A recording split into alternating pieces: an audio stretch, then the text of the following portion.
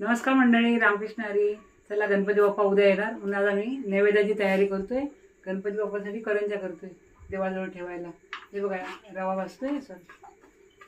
रवा भाजला, खोबरं भाजलं. आता थोडंसं असं खरबडीत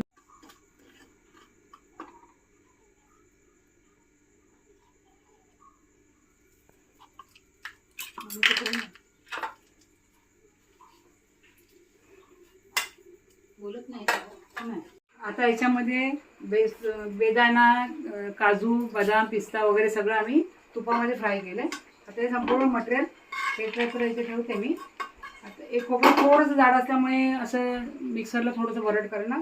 आणि हे बघा, माझ्याकडे पिठी साखर ऑलरेडी होती, त्याच्यामध्ये वेलची सांगितली नव्हती, ती वेलची टाकणं आणि पूर्ण मिश्रण एकत्र करणं.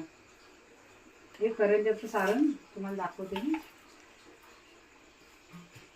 पूर्ण पिठी साखर, वेलची आणि जे काय खोबरं, रवा जे होता ना, संपूर्ण मिश्रण केलं. आता हे ड्रायफ्रूट्स टाकते आतमध्ये.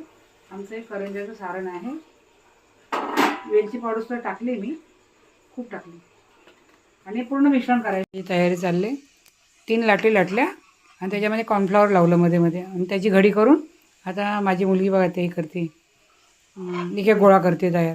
त्याची आम्ही करंज्या तयार करणार.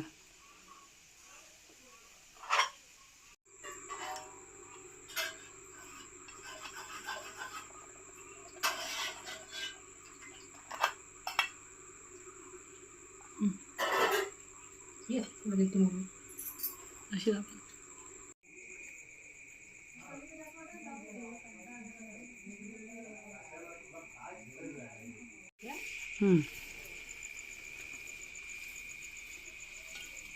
आमच्या चुलीवरच्या करंज्या चालल्या आहेत. हळूहळू करतो. गॅसचा प्रॉब्लेम होईल म्हणून आम्ही चुलीवर घेतलेत करायला.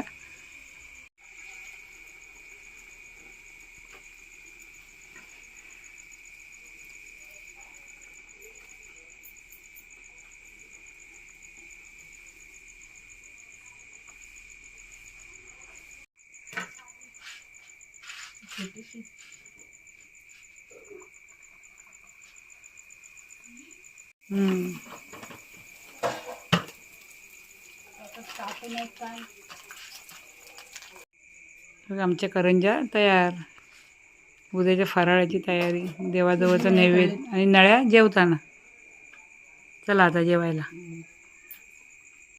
चला तर चुलीवरच्या करंज्या झाल्या. आज चुलीवर करायला घेतलं तर कारण आहे, संध्याकाळच्या घेतल्या कारण गॅसचा प्रॉब्लेम आहे. गॅस आहे पण बायचान्स गेला तर वांदे होतील म्हणून आम्ही चुलीवरती करंज्या करायला घेतल्या.